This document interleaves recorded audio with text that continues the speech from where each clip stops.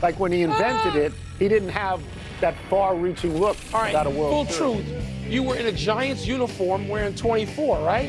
Oh, I'd love to have been in a Giants uniform wearing 24. He was my idol. I know. Louis Mays was my idol. Welcome to PTI, boys and girls. In today's episode, Adam Silver has issues, the Chargers roll the Vikings, and Aaron Rodgers gets ready to face Jordan Love.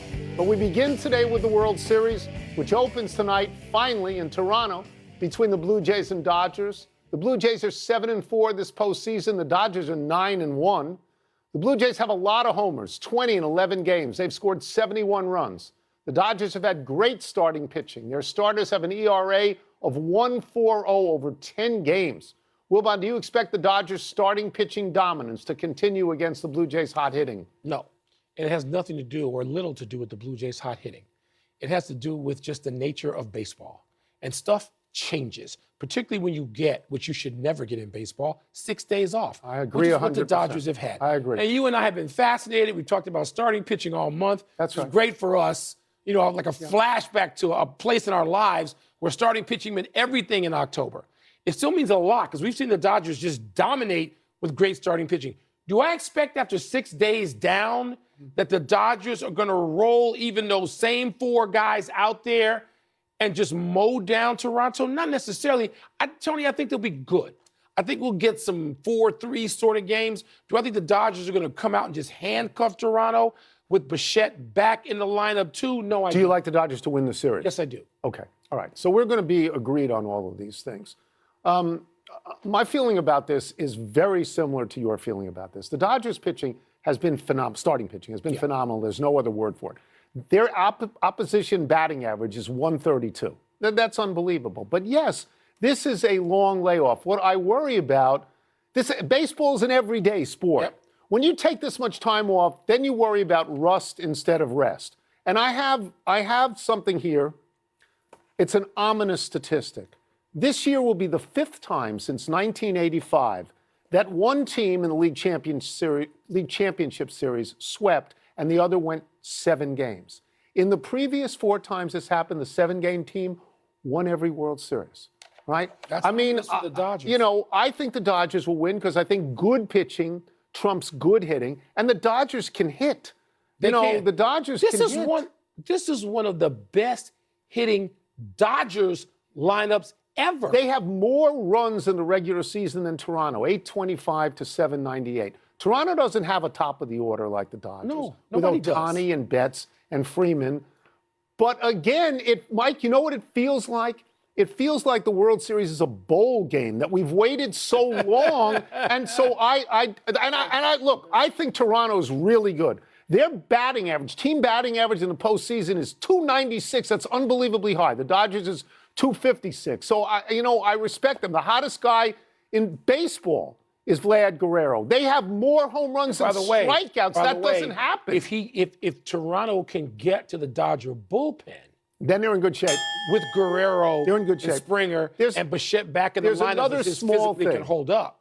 Toronto won more games in the regular season, so they have home field.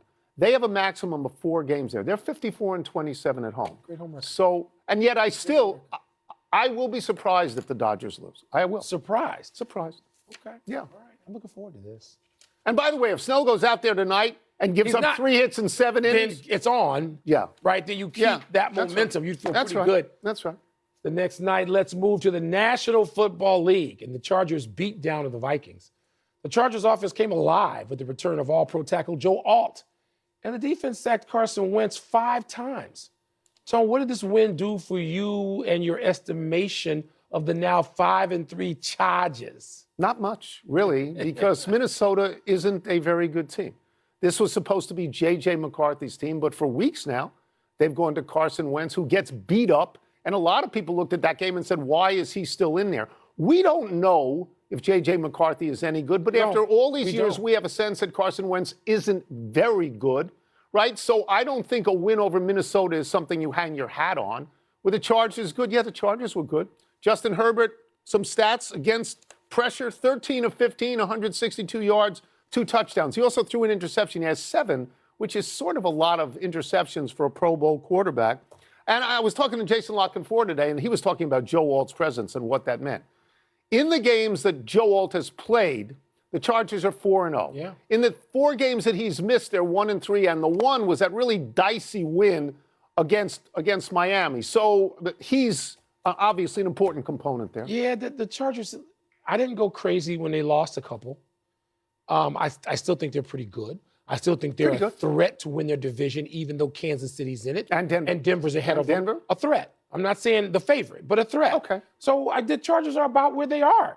This is what an NFL season does. This is what all professional sports seasons do, unless you have a dominant, crazy Patriots 18-0 team or Bears 15-1 or Dolphins. You have an ebb and flow. Yeah. Teams are going to lose. The Chargers are going to lose 3 or 4 more times. I think the Chargers sort of regain their footing. The Vikings, Tony, so there are 2 teams coming into the season that I thought were going to take a backslide. The Vikings, because of their quarterback situation, because I think getting rid of Sam Darnold was stupid, and the Commanders. Because they had everything go right, including great health. That's right. Right? That's right. And so I worry about that. And I certainly hope that Jason Daniels can be healthy and be out there soon. But those are the 2 teams taking the backslide. Jaden Daniels, not Jason Daniels. Jaden. Jason La Canfora, Jaden Daniels. Jaden. I will give you the next 4 games, though, that the Chargers have, because they are all winnable. At Tennessee is winnable. Very. Home Steelers is winnable. Yeah. At Jacksonville is winnable. Yeah. Home Raiders is winnable. So, but like you have in the past, I often think of the Chargers that the whole is not greater than the sum of its parts, so I remain somewhat skeptical. Okay. Let us revisit the gambling story in the NBA from yesterday. Terry Rozier of the Miami Heat was arrested in connection with alleged insider information betting. And Chauncey Billups, coach of the Trail Blazers, was arrested for his alleged involvement in a poker scheme that has mob implications.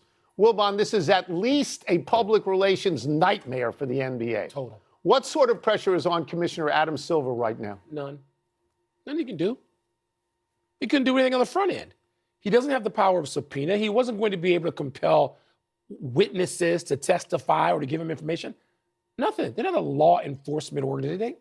Adam Silver, now, you could, from a public relations standpoint, you could stand there and huff and puff and pound the table and look like a tougher guy. I don't know what David Stern would have been able to do. He might have been able to project something different. He would have tried. He would have tried. But in terms of what Adam Silver can do, he's got to sit there now and take it. He's got to sit there now and hope. Here's what he can do.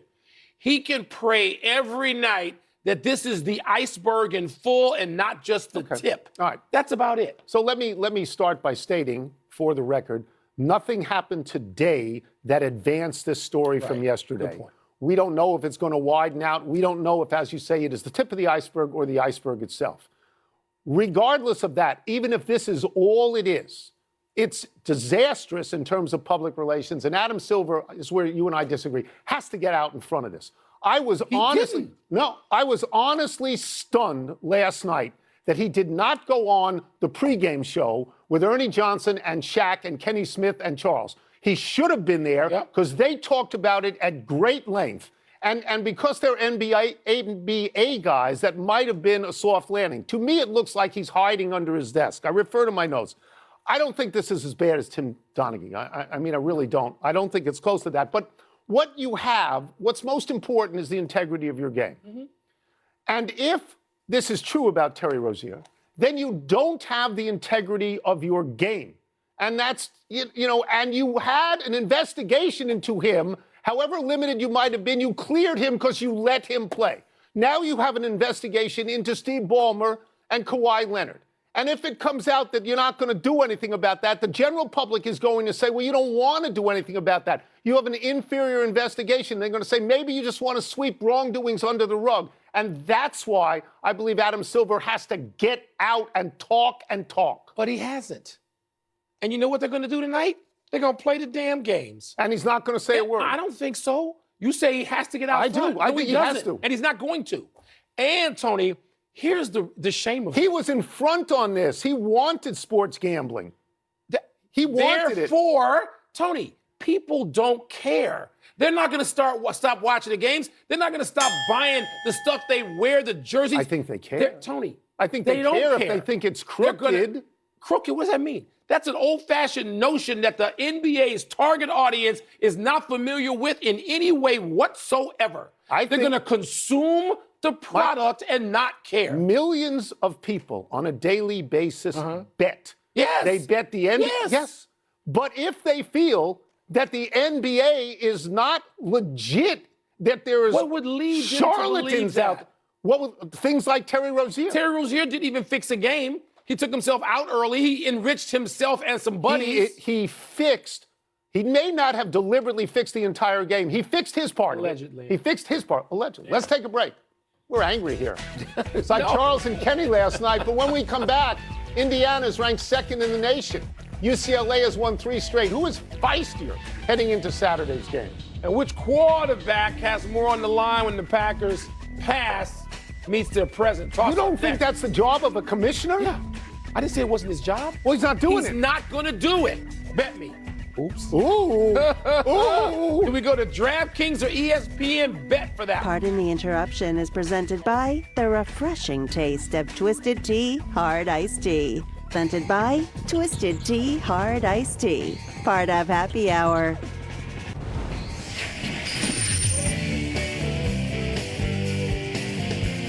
It's time for Toss Up. 2 men enter, 1 man leaves, finishes the show, then celebrates by carving 2 words into a pumpkin. I win. What's first? Toss up, which team is feistier heading into Saturday's game, UCLA or number 2, Indiana? So I don't know what feistier means, but I have a sense of what a possible trap game looks like and smells like. Ooh. Indiana is a 25-point favorite, and the assumption is that UCLA stinks. UCLA stunk. Right. They were Better. 0-3 and then fired their coach. Yep. Then they went to 0-4, losing to Northwestern. Since then, they have won 3 games in a row. They have scored 100 points in those 3 games, which is a lot. They are now rushing the ball 208 yards a game with the new coach. Better team. With the old coach, they rushed it 122 yards. With the new coach, they're giving up 115 fewer yards per game. And I'm not saying they're going to beat India. I don't think they're going to beat Indiana. But Indiana's got a really soft schedule coming up, and you have to guard against complacency. UCLA is not limping into this game like they were when they were 0-3. That's right. And to mention that, go back into the details of that soft schedule for Indiana. UCLA, of course, tomorrow, at Maryland, at Penn State, Wisconsin, and Purdue. They should win all the rest of their games. And this is why Indiana's the feistier team. Because they know they can win these games and get into, for a second straight season, the playoff. But their coach UCLA can't do that. is warning them. Their coach is saying Great. treat them like they're 3-0. And that's why they're feisty too. Okay. Because he knows what you know, that this looks like a trap game. He don't want that. Look, he's getting a lot of money now. Our eyes are on him. Eyes are on Indiana football. For the first time in my life, Right. I grew up next door. Indiana football. Indiana What? basketball, not Indiana That's football. right. That's and so right. they got a chance to do something really great here, Tony. And again, UCLA at Maryland, at Penn State, Wisconsin, Purdue. Indiana will be favored to win all those games. Yeah, the assumption is Penn State has collapsed at this Right. point. What's next? Toss up, which quarterback has more on the line when they meet on Sunday night, Aaron Rodgers or Jordan Love? Jordan Love has nothing on the line. The answer to this is Aaron Rodgers. Aaron Rodgers, and why is that? Because this is it for Aaron Rodgers. This is his last year. This is his one shot against the team where he made his reputation. His one shot against the team where he won a Super Bowl and won 4 MVPs, and his one shot against the team, as you well remember, that traded up to get Jordan Love while Aaron Rodgers was still great. Aaron Rodgers thinks about things like this. Now, everything he has said so far about Green Bay and Jordan Love, it's like he's reading from a script on how to be a nice fella. And he's, is it convincing? Maybe for some. But, Aaron Rodgers sees this game as part of his legacy. Jordan Love's got years to go in this. And they lost last week, Pittsburgh. And Aaron Rodgers sees himself as having to staunch that. That's how he thinks. I think it's all on the line for him and not at all for Jordan Love. I don't give a damn what Aaron Rodgers thinks. Well, that's part of the question. No, I'm judging this, and it's all on the kid. Really? He's got to do something. Aaron Rodgers has a gold jacket in a garage next to the ayahuasca tank. Okay. It's over for Aaron Rodgers. He's going to the Hall of Fame. He'll do TV if he wants. He'll get his own show and 17 podcasts. and pair himself with somebody in a black muscle shirt. It doesn't matter. Even if he gets it's nothing. The Green Bay Packers have it all in front of them this year. I know the NFC is tougher than we thought it would be, and their division's tougher. But Jordan Love has years to go. Jordan, he has now. He's been in the league like 5 years. So that's it? How long is he going to wait? Aaron Rodgers did his about this time. Aaron Rodgers, get off the stage. It doesn't matter. What is that thing you say has a tank? Ayahuasca? Yeah. I always think of Hiawatha. Every time you say that, I think you're saying Hiawatha. Aaron Rodgers, what? Oh, look, come on now. Look, the people saw this. I win. I mean, he's crazy. He's wrong. Let's take one last break. Coming up, Lamar Jackson might be back in time just to torment your Bears, Wilbon. I'm worried about that one. Matt Rempe and Ryan Reeves turning the ice rink into a old thug school ring. Old school. 1960s. Referee doesn't want to get in the middle of that. No, he shouldn't. No, because he's going to get hit by both right other. hands. You know? Not going to do that. It's on Aaron Rodgers. Rafael Devers. The Red Sox couldn't wait to get rid of Devers after he publicly complained about losing his third base job to Alex Bregman. Devers then refused to play first base as well. So Boston shipped him across the country and to the other league as well in June. Devers slumped badly when he first joined the Giants, but by the end of the year, he had 35 home runs and 109 RBI. The second most homers of his career, the third most RBI. His batting average fell to .252, though, his worst average since 2018. Devers is a three-time All-Star. He was on the Red Sox World Series champions in 2018, and now he will play for a college coach in San Francisco. Devers played 163 games this year. By the way, now he has to be about the business of leading his new team to catch that rival team, the one down south, because that's what it's about. And the Giants still lead the Dodgers 3 championships to 2 in this century, right? It's your stats, I know. Happy anniversary, Sandy Koufax. On this day 62 years ago, the Dodgers lefty became the first pitcher to win the Cy Young Award by unanimous vote. Koufax won 3 Cy Youngs, one each by unanimous vote. No other pitcher has won 3 Cys unanimously, and Koufax won his in the era when there was only one Cy, not one in each league. Koufax won 4 World Series rings, including in 1963 against the Yankees, when Koufax's 15 strikeout performance earned him Series MVP. He got another Series MVP in 1965 when he made 3 starts against the Twins, pitching 24 innings, giving up 1 earned and striking out 29. In his career, Koufax's record is 165 and 87 with a 2.76 ERA. I don't want to hear any case made that baseball now is as good as baseball then. I don't want to hear it, because you don't even have that. And he wasn't, while he was singular in some ways, you had Marshall, you had Whitey Ford, Doesn't you had Ohtani change your mind a little bit? Look at how many people I just said. Ohtani didn't go 9. He didn't go 24 in 3 games. He might. Let me see Let's see what happens. Let me see it. Happy trails to most of last night's game from Matt Rempe. The Rangers' tough guy exited last night's game early with an upper body injury after an exchange of haymakers with Sharks enforcer Ryan Reeves. You hate fighting, Wilbon, but you gotta appreciate helmets flying off. Turns out Mr. Rempe had challenged Mr. Reeves to the fight in the pregame warm-up. Be careful what you ask for, kids. Not only did the Sharks win the fight, they won their first game of the season 6-5 in overtime. How about Rempe going 6'9", 255? I mean, he makes Reeves look tiny at 6'2", 225. His nickname is the Rempire State Building. That's still fabulous. Garbage, and the NHL I know you don't doesn't like fighting. need it. Doesn't need it. Great. It's a fabulous nickname. One omission, Eagles receiver A.J. Brown has been ruled out of Sunday's game against the Giants with a hamstring injury. Let's go to the big finish. Let's do it. Lamar Jackson, full go at practice today for the Ravens. What does that mean, Mr. Bear? I'm scared that we could get Michael Spinks if he's right. Because Baltimore has to win this game. They're at home coming off a bye. I'm a little scared. The Falcons have listed Michael Penix Jr. as questionable against the Dolphins. What does that mean? It means it's possible Kirk Cousins will be in the game. Yes. Could he come back and Wally Pipp the guy that Wally Pipp hit? You know? That's a great storyline. Could he do that? Is that possible? It is. The ceremonial first pitches in Toronto for games 1 and 2 will be thrown out by and Joe Carter. Makes sense, doesn't it? They are the national baseball heroes of Canada, right? Yes. They are. Absolutely. Well, George Springer is getting there. Springer is. He's getting there. On deck. Yeah. The Bruins have lost 6 straight. Cause for concern? Anytime you lose 6 in a row, it's cause for concern. It's very early in the season. Gave up 7. I mean, if this happened in March, Somebody might get fired. Even in January. Well, everybody gets fired. Everybody's fired in hockey. Last one, the MLS playoffs are tonight. Inter Miami hosts Nashville SC. Who you got? I got 3 TV screens, as you know. Right. None of them will have that. Okay. I'll have the World Series large. I'll have 2 NBA games flanking. I may click over to watch your boy wearing pink. I may do that. We're out of time. We'll try to do better the next time. I'm Tony Kornheimer. I'm Mike Wilbon. Have a great weekend, knuckleheads. And now, your Sports Center. Oh, I thought you were going to watch El Clasico. Oh, El Clasico Sunday morning on the Deuce.